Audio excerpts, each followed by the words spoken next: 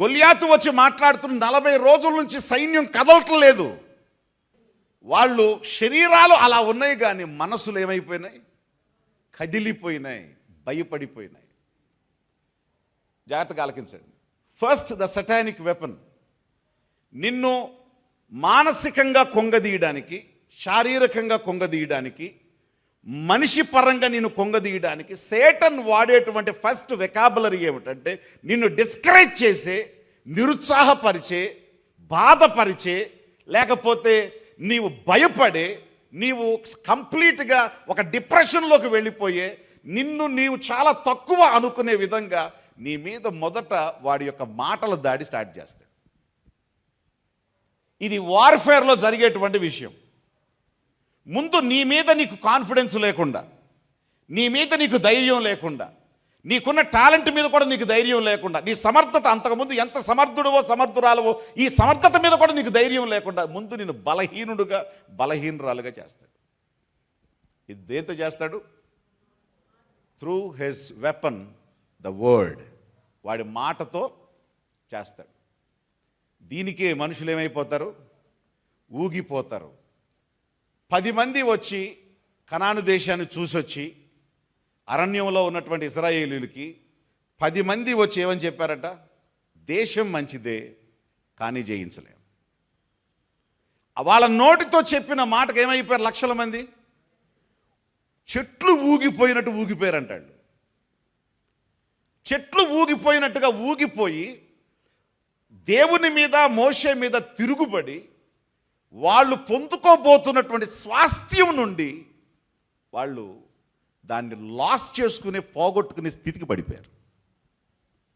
First మిమ్మల్ని కదిపేది కష్టంతో కాదు, ఫస్ట్ మిమ్మల్ని కదిపేది మాటతోనే. ఫస్ట్ మిమ్మల్ని కదిపేది మాటతోనే.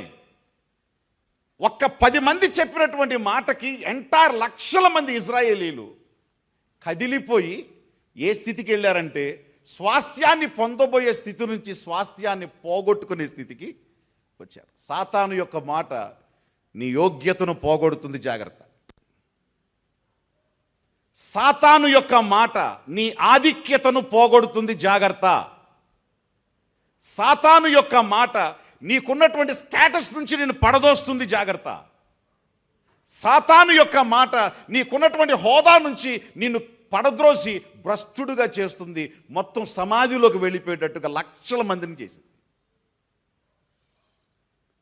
కాబట్టి ఒక మాట మీరు వినేటప్పుడు మాట మిమ్మల్ని ఏం చేస్తుంది అనేది మీకు చాలా ఇంపార్టెంట్. ఎవరైతే యెహోవా యందు నమ్మిక ఉంచుతారో ఆయన దాన్ని ఎట్లా రాయాలో ఆయనకు అర్థం కాలేదు, గుర్తొచ్చింది ఆయనకి. ఆయన అనుభవం గుర్తొచ్చినప్పుడు ఎలా రాయాలి దీన్ని ఆలోచించుకొని ఆయన అప్పుడు రాశాడు, కదలరు వాళ్ళు. ఏమవరు? వీళ్ళు 40 రోజుల నుంచి ప్రసంగం వింటున్నారు ఆడిది. ఈయన ఫస్ట్ డే వెళ్ళాడు. ఈయన అప్పుడే వెళ్ళాడు, వెళ్ళి విన్నాడు. విని వెంటనే ఏమన్నాడు? ఒకరిని పిలిచి వీడిని జయిస్తే, వీడిని చంపేస్తే రాజు ఏమిస్తాడాయా అన్నాడు. ఏంటి అసలు ముందు? వీడిని చంపుతామా లేదా చంపగలుగుతామా, వాడి స్థితి ఏంటి, మన పరిస్థితి ఏమిటి, అసలు రీజనింగ్ అనేది లేదు. వీడిని చంపితే నాకు వచ్చేది ఏంటి? ఇది విశ్వాసి యొక్క వ్యూ. నేను విశ్వాసం ఉంచి ప్రభు పాదాలు పట్టుకుంటే జరిగేది ఏంటి? ఏం చేస్తాడు ఆయన? ఏం వస్తుంది పరలోకం నుంచి? ఏమి తెస్తాడు దేవుని దూత? ఏం జరుగుతుంది నా కుటుంబంలో, నా జీవితంలో, నా ఆత్మీయతలో? విశ్వాసి యొక్క విశ్వాసానికి, విశ్వాసి యొక్క పలుకికి ఉన్న పవర్ అది. వాడు మాట్లాడుతున్న వీళ్ళకి సౌండ్ లేదు, సౌండ్ ఒకటే వచ్చింది. ఏంటంటే ఏమిటా సౌండ్ అంటే ఏమొస్తుంది అన్నాడు. నాకేంటి లాభం, నాకేమొస్తుంది? ఏమే వాళ్ళ అన్నకి, వాళ్ళు మెల్లకి వెళ్ళి అన్నకి చెప్పారు. వాళ్ళ అన్న ఏం చేశాడంట, ఎరా నువ్వు గొర్రెలంబడి తిరిగేవాడి యుద్ధంతో పని ఏంట్రా నీకు? కంపలంబడి తిరిగేవాడి, లేకపోతే విలేజ్లో తిరిగేవాడి పట్టణంలోకి ఎందుకు వచ్చావు? నువ్వు యుద్ధం చూడటానికి వచ్చావురా నువ్వు అని చెప్పి, నీ మనసు నాకు తెలుసు, నీ ఆలోచన నాకు తెలుసు అని చెప్పి వాళ్ళ అన్న ఎలియాబు దావీదుని తిట్టాడట. ఈయన పెద్ద యుద్ధం చేస్తున్నాడు, ఈయన చూడటానికి వచ్చాడు. అక్కడతో ఆగలా. అక్కడతో ఆగల.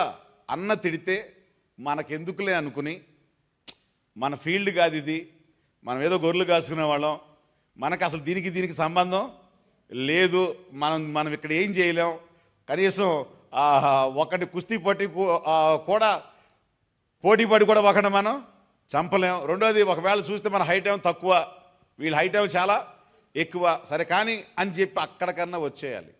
కదలడో అన్న మాటలు కదపలేదు, ఫిలిస్తీయుని మాటలు అతన్ని కదపలేదు.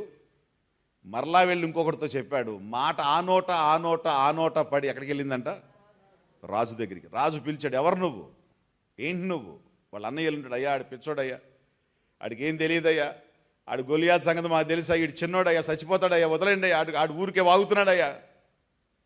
అప్పుడు చెప్పాడు, అప్పుడు తన అనుభవాన్ని చెప్పాడు.